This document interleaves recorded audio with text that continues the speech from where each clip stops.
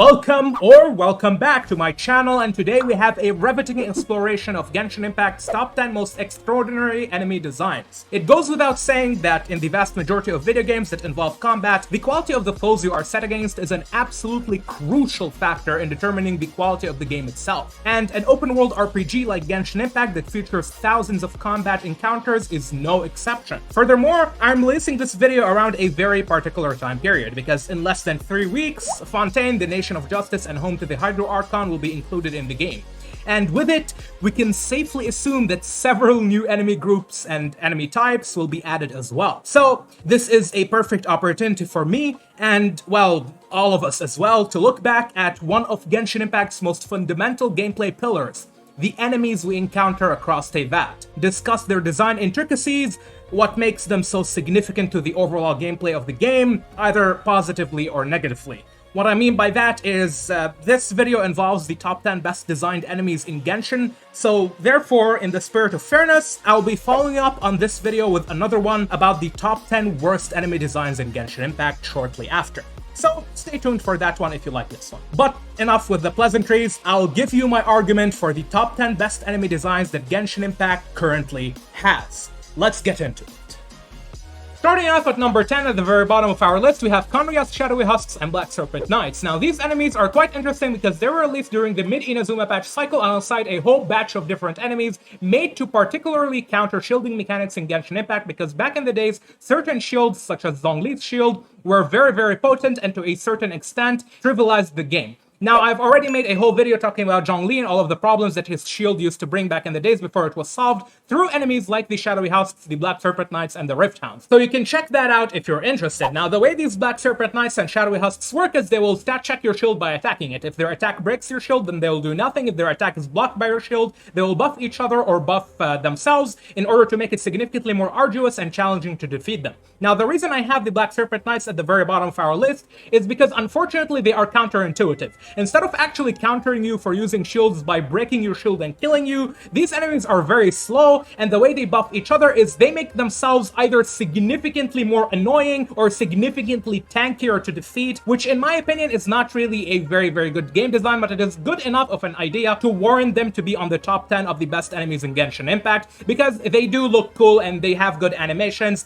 and they do actually serve the purpose that they are intended for. Unfortunately, instead of actually being a threat, they are just time-stalling mechanics. And at number 9, we have the Guardian of Apep, and I still remember back during the 3.6 livestream where Hoyoverse were first advertising and showcasing their boss, they were super proud while showing us all of the cool animations, mechanics, and abilities that the Guardian of Apep possesses within its arsenal. And to be fair to Hoyoverse, to be fair to the developers and designers of this boss, the Guardian of Apep is actually a very well-made boss. It has extremely good animations. It's a fluid enemy. It actively tries to kill you. It behaves and acts like a threat, which is how enemies should act in general. And it's a very well-made boss. I especially love the attack where it starts shooting DNA strings at you. I think that is ingenious. The correlation between DNA and Dendro is a very smart design in general. And again, I love this boss. It is so well made, but unfortunately, despite how much I like this boss, I cannot put it beyond number 9 on this list for one simple thing. This boss highlights a major problem in Genshin Impact in general. And this takes me back to Tartaglia Child when he was nerfed back during patch 1.1. His boss fight was nerfed to make it easier for players to actually clear this boss so that they can obtain the materials and progress during the story. And this is sad because the Guardian of Apep, as I said, in terms of animations, in terms of mechanics and attacks, it is so well made. It is very well made. But you never actually reach the point to see all of those cool attacks. This boss gets one-tapped by almost every DPS character in the game. Look, the Guardian of Apep has 70% Dendro resistance. 70%! That is significant. And it gets half-cycled, not even one-cycled. It gets half-cycled by my Elhatham. So imagine another elemental DPS like, let's say, Ayato or Hu Tao trying to fight this boss. They will one-shot it. It is so sad. And remember the DNA string attack that I talked about, which I think is genius? I never got to see it a single time in any one of the times I have fought this boss, because every time I just kill it in 4 seconds. And it is so sad. Again, a very well-made boss highlights a major problem in Genshin Impact in terms of balancing, because the game has to be balanced for older players who want to actually have a good fight, and newer players who need materials and need to kill the boss in order to progress in the story. Now, I will talk about this problem in a separate video that I'll make in the future, in the near future, so this is a sneak peek for you, but for now, let us move into number 8. And here we have a choice that most people are going to agree with. Some people might have them higher or lower on the list, but the Helical Chieftains at number 8, or as they are also known, the Lawacrolls, are a very, very good enemy design. They embody a mixture of aggression, and they also reward you for fighting them correctly. Right now in the game, we have 3 versions of this enemy. There is the Cryo, Geo, and Electro ones. I highly suspect in the future we're going to get Pyro, Hydro, Anemo, and Dendro. But for now, the ones we have do actually give us a reasonable amount of idea of what is to come in the future.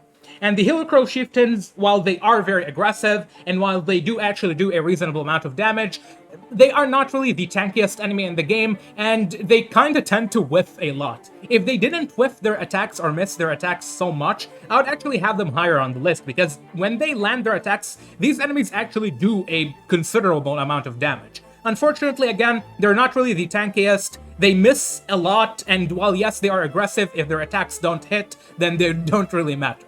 However, from number 7 moving forward, we are starting to get into enemies that have more pros than they do cons, and we're going to kick things off with the Baptismal Vishaps. Now, just to be clear, I am not including the Primordial Baptismal Vishap dual boss in Enkanomiya in this listing, because I do not think that they are good enough of a boss fight to actually warrant being in the top 10 best designed enemies in the game.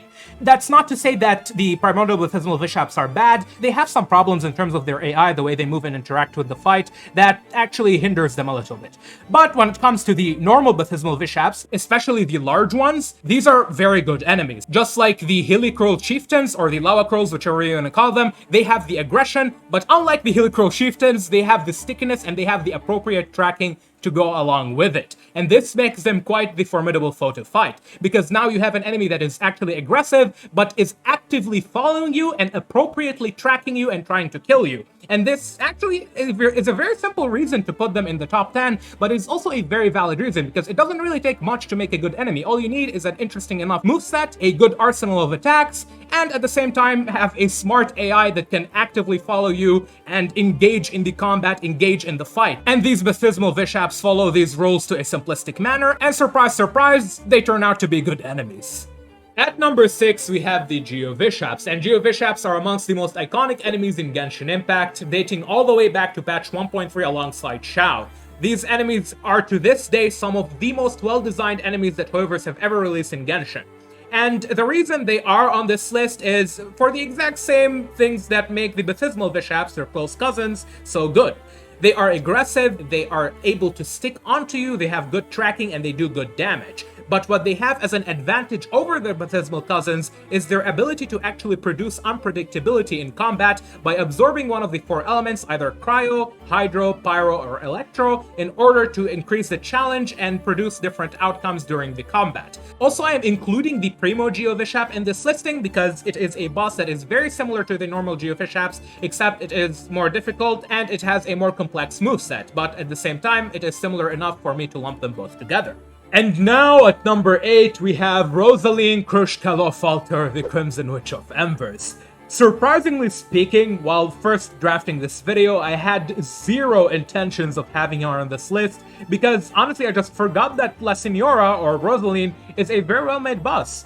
After looking back into her design, after looking back into her mechanics, attacks, kit, and moveset in general, I realized that no, actually, wait.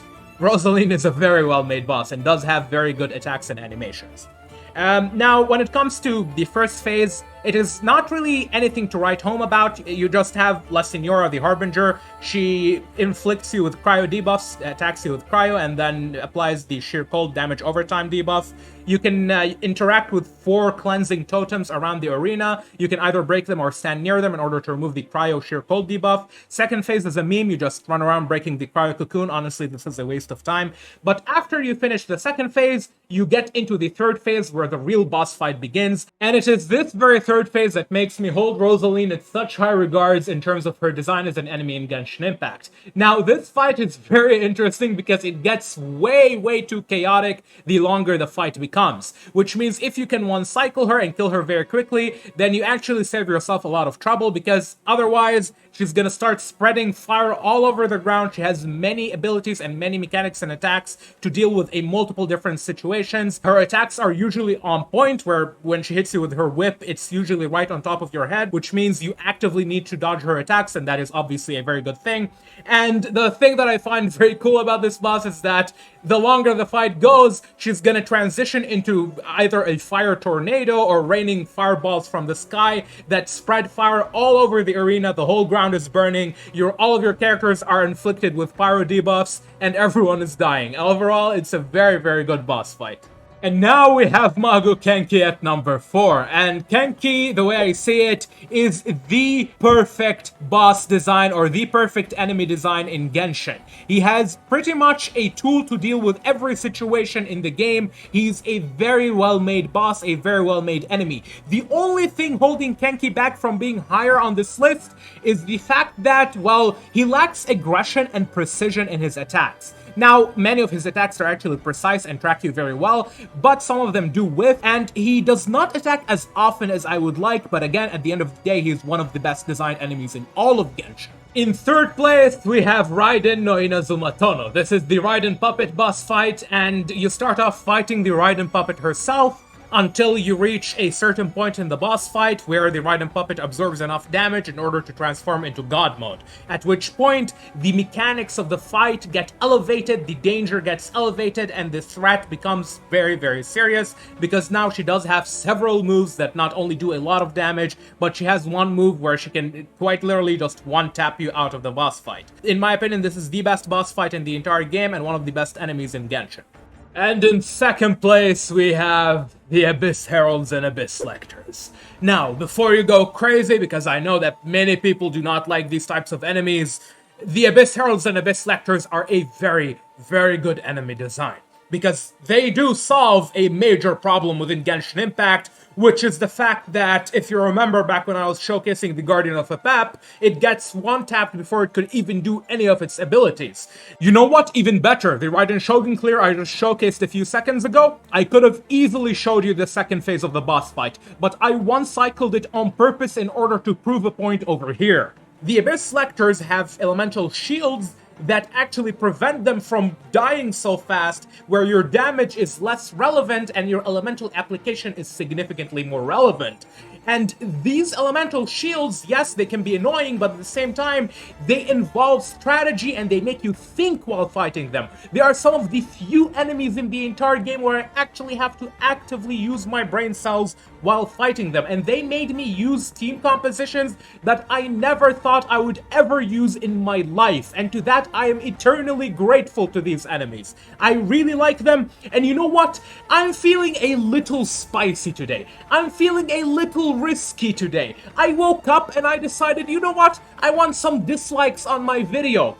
I hope we get even more Abyss Lectors. I hope we get even more Abyss Heralds, and you know what? I hope they are always in the Spiral Abyss. They are such a good enemy design, and they are some of the few enemies that I like and enjoy fighting. And let me tell you one thing, if you do not like this choice, then you are definitely not going to like my number one pick for the best designed enemy in Genshin. Because my pick for the best enemy in Genshin Impact is, and let's get some drum rolls please, the Consecrated Beasts. Yes, all of them.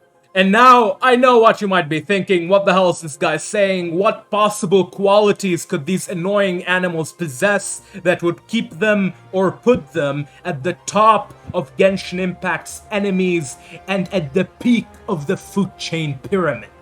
And my answer to that would be quite a simple one.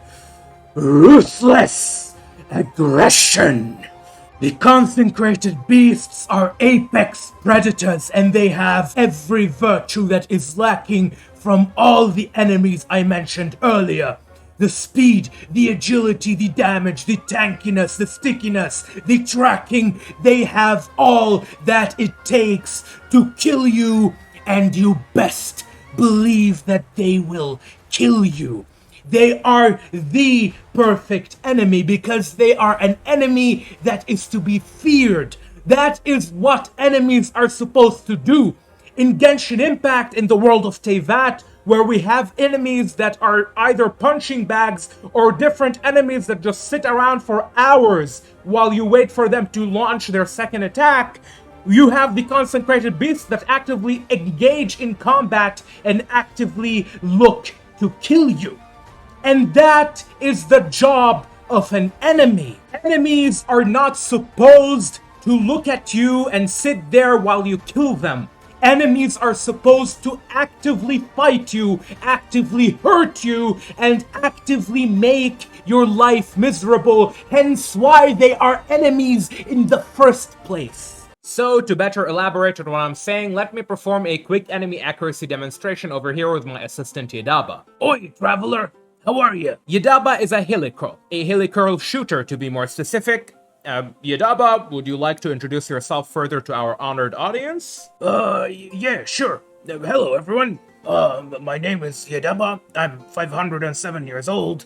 I'm one of the OGs. And, I'm married, a beautiful wife, 3 kids, as cute as an R&R. You should definitely see them if you get the chance.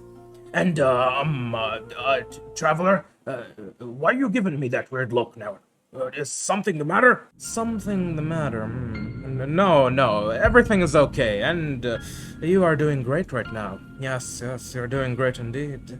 So, Yedaba. Yes? I want you to take your crossbow, aim it right between my head, and shoot. Traveler, you sure about that? Right. Crossbow. My crossbow, let me see here. Must be some kind of stunt or something. Alright. Just give me a moment to load, okay? 2 hours later. Okay, traveler. You asked for it. Here it comes. Well, this is awkward. Right. Take a deep breath, load your crossbow, and shoot me in the head. You have one job, Yedaba, and it is to kill me. Okay? Kill you? Traveler, why you gotta raise the stakes all of a sudden, man? What do you mean, kill you? Just do as I tell you. Okay, fine. Just give me a moment to load the crossbow. 1 eternity later. Alright, here goes nothing. Take this, traveler. Traveler, I swear I don't know what happened there. I'm not sure how to explain this to you. Yedaba, Yes? have you ever seen what a rich-blooded tiger that drank from the waters of a divine god looks like before? No, I haven't, but why are you asking? Traveler, what's that noise? Traveler, what's that thing behind you? His name is Butch. Butcher. Nice to meet you, Butcher. Can I just call him Butch? Traveler, why are you giving me that look again? Traveler, please. I have a family. Traveler, please think about the kids. Traveler, what will my wife do without me? Traveler, please, Traveler. Butcher? Traveler, please. Traveler, no. And one of the reasons that many people appear to hate the consecrated beasts for isn't because they are truly poorly designed, but because they are some of the very few enemies that are actually challenging and require a semblance of focus to fight amongst the whole sea of garbage that we have in Genshin Impact. They are amongst the few enemies that truly act and behave like enemies. They are predators, they are killers, they are perfect. Or are they? In reality, no, they are not perfect. They do have some flaws, as all enemies do. And the one major flaw that I want to talk about is their hitboxes. So if you have fought these monsters in the Spiral Abyss, you are well aware of how bad their hitboxes can be. Sometimes they will pin you in the corner and you're completely screwed, you cannot move whatsoever. Sometimes they will fling you in the air and then you get stuck for 7 seconds on top of them before you can actually fall to the ground and repeat your actions. It is insane how bad their hitboxes can sometimes be. However, when it comes to hitboxes, it is not something that is intrinsic to their actual design. It is just a flaw when it comes to refining their frames. So I do not actually hold it against them as a major detractor from how good they are designed, because hitboxes can be refined and they are not, again, as I said, a fundamental part of the enemy design. This is something that Hoyoverse needs to just fix. So yes, the Consecrated Beasts, in my opinion, are by far the best enemies that Genshin has to offer. And I can only hope that we get more enemies like them in the future, as bad as this might sound. And now you have successfully reached the end of this video, and if you gotten to this point, then you are a special person indeed. Yes, part of a 5 to 8% median of people who watch all the way to the end. Now, you could interpret this in two different ways. You could either say that you are someone with discipline and dedication and an attention span that is greater than 30 seconds, or you could also interpret it as you have nothing better to do than watch YouTube all day, but you know, I will leave that up to you. So now I will be releasing the top 10 worst enemies in Genshin Impact very, very soon after this video with a few days. And Fontaine is coming soon, so a lot of new enemies and a lot of new mechanics are gonna be introduced into the game. I'm interested in how those are going to change the game, especially the new characters and the new enemies. But yeah, until then, that is all I have for now. Thank you all for watching very much, and I'll see you in the next time.